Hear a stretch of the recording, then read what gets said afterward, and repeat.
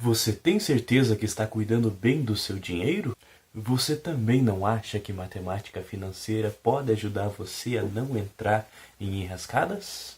Eu sou o professor Carlos e esse é o canal Exato e hoje vamos falar um pouquinho sobre juros.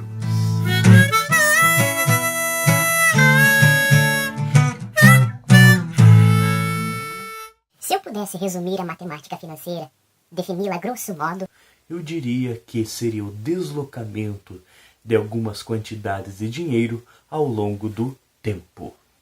Juros e impostos existem há muito tempo. cerca de 2.000 anos antes de Cristo, os babilônios já cobravam juros e impostos. Com sementes.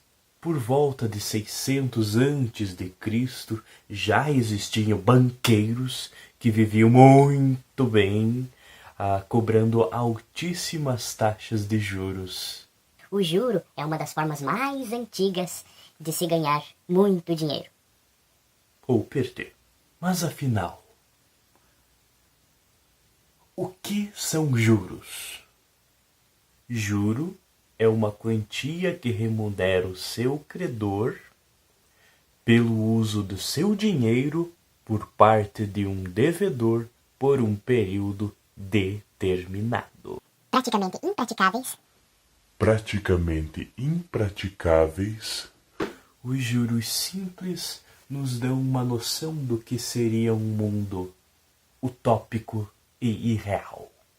Imagine um mundo ideal onde todas as pessoas são boas e de bom coração.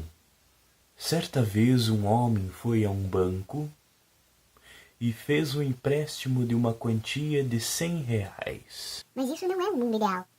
É sim, o mundo é meu. O banco então lhe empresta esses R$100 a uma taxa de 10% ao mês.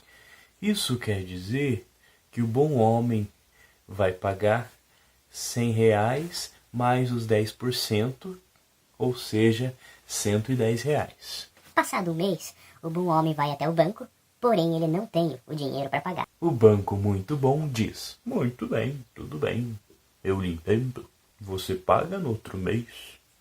Porém, vamos lhe cobrar os 10% apenas sobre os R$100 iniciais, não sobre os 110.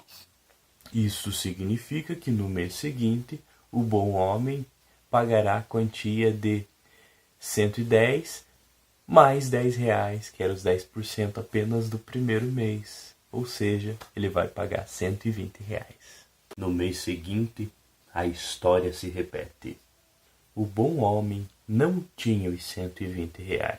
Ora, a gente já sabe como essa história vai terminar. Todo mês o banco vai cobrar apenas 10% em cima dos R$100 iniciais. Ou seja, todo mês tem um acréscimo apenas de R$10. O que, na nossa vida real, não acontece. Então vamos ver agora como seria essa mesma história, porém um pouquinho mais voltada para o nosso mundo. Uma pessoa vai ao banco emprestar R$100 a uma taxa de 10% ao mês. Então ela deveria pagar no primeiro mês R$110. Porém, lhe falta dinheiro. E ela não paga. Assim, no mês que segue, ela terá uma dívida de R$110 mais 10%, ou seja, R$11. Logo, a dívida dela será de R$121. Se ela continuar inadimplente pelos próximos meses, a sua dívida crescerá exponencialmente. Então, isso se dá aos juros compostos. Compostos, pois, é juro sobre juro. Para calcularmos os juros compostos, vamos utilizar a fórmula do montante dos juros compostos. Nós temos aqui o capital, o Czinho que representa o nosso capital inicial, 1 mais o I. O I representa a taxa de juros, uma observação, Juro em inglês, em francês, em espanhol começa com I, por isso I, E T no expoente de tempo. Agora imagine que você tenha R$1.000 e queira aplicá-lo em algum investimento. E você, tolamente, vai e aplica na poupança. Bom, a poupança paga uma taxa de 0,4 ao mês, em média, tá? E você vai deixar lá por 5 anos, sem mexer. Pergunta é, quanto de dinheiro será que você terá ao final desses 5 anos? Bom, aplicando no lugar do C, que é o seu capital, aplicando R$1.000, com uma taxa de 0,4%. Então, passando para os decimais, tá?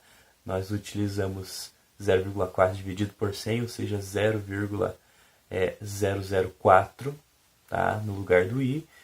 E no lugar do T nós vamos colocar 60, pois se um ano tem 12 meses, 5 anos tem 60 meses. Aplicando e desenvolvendo as continhas, chegamos então ao montante de R$ 1.270,64. Ora, como o juro é a diferença entre o capital e o montante, então os juros, ou seja, o lucro foi de R$ 270,64. Pouquíssimo. Agora eu gostaria de que vocês acompanhassem qual que é a dedução dessa fórmula que a gente utilizou aqui. Então vamos agora fazer a dedução da fórmula de juros compostos. Imagine que tenhamos então também R$100 para fazer o investimento. Então, inicialmente, coloquei aqui na tabela, é R$100. Passado um mês, nós vamos ter então os R$100 mais o juro que esse um mês nos rendeu. 100 vezes, ou seja, o nosso valor, vezes a taxa de juros. Supondo então que a taxa de juros seja 2%, no primeiro mês nós teremos R$100 mais 100 vezes 2%, que é R$2, então nós teríamos R$102. Observe que nós temos 100 no primeiro e no segundo membro. Logo, nós podemos colocá-lo em evidência. Então, colocando esse 100 em evidência, fica com 100, que multiplica 1 oriundo desse primeiro membro, mais I oriundo do segundo membro. Agora, se nós aplicarmos mais uma vez para um segundo mês, nós vamos ter o quê? O capital que nós tínhamos antes, ou seja, 100 vezes 1 mais I, mais o juro aplicado sobre esse 100 vezes 1 mais I. Por isso que aparece esse 100 vezes 1 mais I multiplicado por I. No nosso exemplo agora, esse 100 vezes 1 mais I eram os R$102. Então, R$102 vezes 2% dava R$2,04. Então, esse segundo membro inteiro aqui, a uma taxa de 2%, nos daria R$104,04. Mas perceba, tem 100 que multiplica 1 mais I no primeiro e no segundo membro. Logo, nós podemos colocá-lo em evidência. Então fica aqui 100 que multiplica 1 mais I, certo? Vezes o 1, que era o primeiro membro, mais I, que era do segundo membro. Mas ainda note que 1 mais I vezes 1 mais I é 1 mais I ao quadrado. Se nós aplicarmos para o terceiro mês, repete-se o argumento, porém, ao invés de quadrado aqui vai ficar cubo, para o quarto mês vai ficar elevado à quarta, e assim segue a vida. Então, note que num mês genérico, por exemplo, no mês T, ao invés do expoente ser 2, 3, eu vou colocar T. E o que essa expressão nos dá? Essa expressão nos dá o montante que essa aplicação de R$100 nos gerou no T mês. Mas, professor, eu queria aplicar não R$100, outro valor. Tudo bem? Então, no lugar do 100, nós vamos trocar por um C, que é o nosso capital. Portanto, esta é a fórmula do juro composto. Este foi um vídeo sobre juros.